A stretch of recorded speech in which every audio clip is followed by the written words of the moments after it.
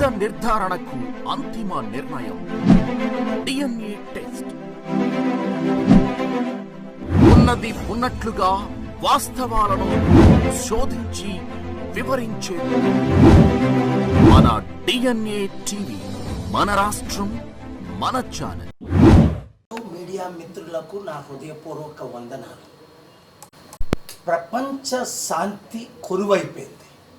ముఖ్యంగా నా ప్రియమైన తెలుగు మిత్రులకు 200 దేశాల్లో ఉన్న 15-16 కోట్ల తెలుగు మిత్రులకు, అలాగే రేపు దేశంలో ఉన్న రాజకీయ నాయకుల్ని ప్రపంచ శాంతి కొరకు నేనేం చేస్తున్నాను, మీరేం చేయాలి, ప్రజలందరూ ఏమి చేయాలి అన్న సబ్జెక్ట్ మీద రేపు నేను ఢిల్లీలో వీరందరినీ కలుస్తున్నాను.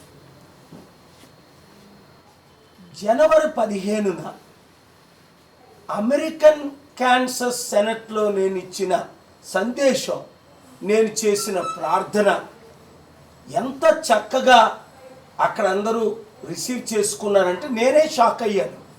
58 యుద్ధాలు ప్రపంచంలో, మన దేశ బడ్జెట్ ఎంతో, సంవత్సరానికి 3 ట్రిలియన్ యుద్ధ సామాగ్రి ద్వారా వాళ్ళకి 3 ట్రిలియన్ వస్తుందని, కానీ నష్టం ఎంత వస్తుంది? 89 నుండి 4 ట్రిలియన్ అప్పు ఈరోజు దాదాపు 40 ట్రిలియన్ అయింది కదా. వారు చేసిన యుద్ధాల ద్వారా కోట్ల మంది చనిపోతున్నారు కదా. ప్రపంచంలో దాదాపు 850 కోట్లలో 200-300 కోట్లకి తిండేనా లేదు కదా. ఇన్ని కోట్లు యుద్ధ సామాగ్రి కొరకు ఖర్చు పెట్టి, అలాగే China, Russia, India, Pakistan, north Korea తిండి పెట్టలేకపోతున్నారు. కానీ జర్మనీ, యూకే, ఫ్రాన్స్ యుద్ధ సామాగ్రి కొరకు ఎంత డబ్బు వేస్ట్ చేస్తున్నారు.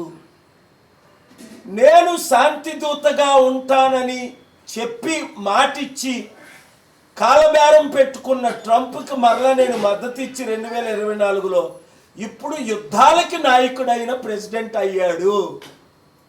వెనజువేలాలో చేసిన దాడిని ఖండించాను. అలాగా ఈ విధంగా ట్రంప్, ఈ విధంగా ప్రధానమంత్రి మోదీ నోరు మూసుకొని ఉంటే ప్రపంచంలో యుద్ధాలు ఎక్కువైపోతున్నాయని వాళ్ళకి నేను చెప్పినది. అయితే మీరేం చేయాలి ప్రజలారా? 1, ప్రార్థించాలి. యుద్ధాలు ఆగాలని సరిపోదు ప్రార్థన మాత్రమే. అయితే 2, ప్రకటించాలి. Each one reach 10, each one reach 100. అందుకనే ఫిబ్రవరి 22న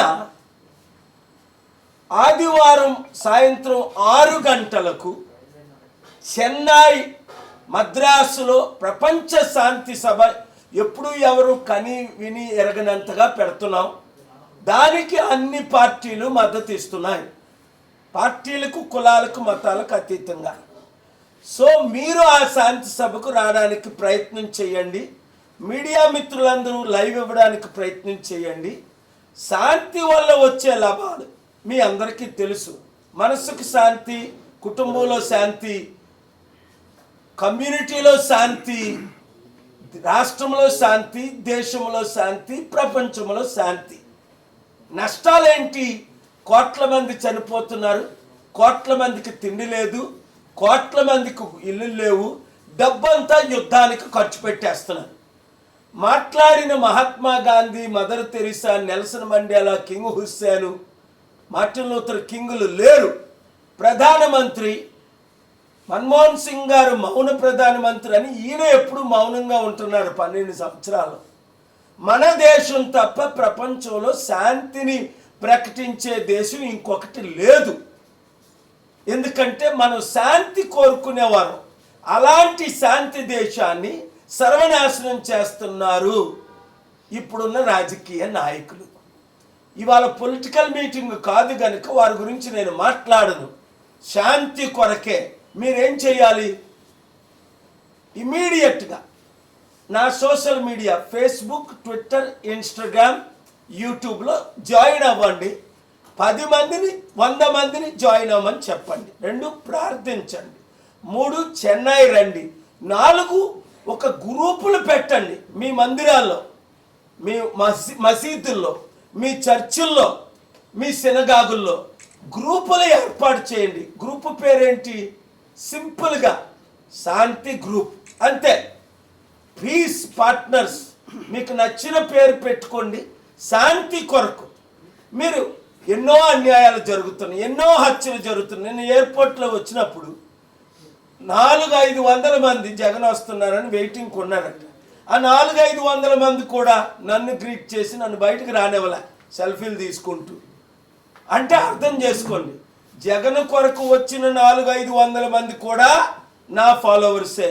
చంద్రబాబు నాయుడు గారితో ఉన్నవారు కూడా నా ఎందుకు? వారు శాంతి ఫాలోవర్స్ కాబట్టి. మన తేడాలు మనం పక్కన పెడదాం, రాజకీయాలు పక్కన పెడదాం, శాంతిని ముందుకు తీసుకెళ్దాం, శాంతి దేశంగా మరల పేరు సంపాదిద్దాం, యుద్ధాలన్నీ ఆపి శాంతిని ముందుకు తీసుకెళ్దాం. దాని కొరకు మీడియా మిత్రులందరూ, నేను అక్కడ ప్రసంగం చేసింది, ప్రార్థన చేసింది, ఇంకా అన్ని వీడియోలు రిలీజ్ చేయలేదు. చేస్తే బ్రేకింగ్ న్యూస్లు అయిపోతాయి, నాకు మోదీ గారికి యుద్ధం జరుగుతుంది. అందుకని వారు చెప్పినవన్నీ ఎడిట్ చేసి, వారు పలికిన మాటలన్నీ ఎడిట్ చేసి మేము వీడియో రిలీజ్ చేసాం. చేయకపోతే నేనేం చేస్తున్నానో ఎవరికి తెలియదు. ఇప్పటికే 199 మీటింగులు నేను మీడియా ముందుకు రావట్లేదు, అన్నీ సీక్రెట్గా. ఎవరిని కలుస్తున్నాం, ఏం చేస్తున్నాం, ఎందుకు అంటే మీడియాలో మీరు చిత్తశుద్ధితో ప్రకటించిన దాన్ని రాజకీయ నాయకులు కుట్రతో నన్ను ఆపుతున్నారు. నా ఏరోప్లేన్లు మూసేశారు, నా 14 అకౌంట్లు మూసేశారు. అరే బాబు, ఈయన ఫేమస్ అయిపోతున్నాడని. తప్పేముంది? శాంతి కొరకు శాంతి ప్రకటించి మంచి చెప్తుంటే ఒకరినొకరు చంపుకోండి, యుద్ధ సామగ్రిలు చెయ్యండి, యుద్ధాలు చెయ్యండి. మీకులాగా హిందూ ముస్లింల మధ్య, హిందూ క్రిస్టియన్ మధ్య చిచ్చులు పెట్టడం లేదు కదా, లడ్డూ వివాదాన్ని నేను తీసుకురావట్లేదు కదా. అందరూ శాంతిగా ఉండండి.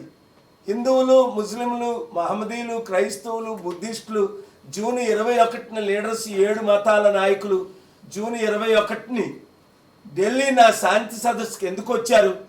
నేను శాంతినే ప్రకటిస్తున్నాను. అనాథుల్ని, వితంతుల్ని, నిరుద్యోగుల్ని, బీద ప్రజలను ఆదుకుంటున్నాను. మీరు కూడా అదే చేయమని కోరుకుంటున్నాను. Thank you very much. God bless you.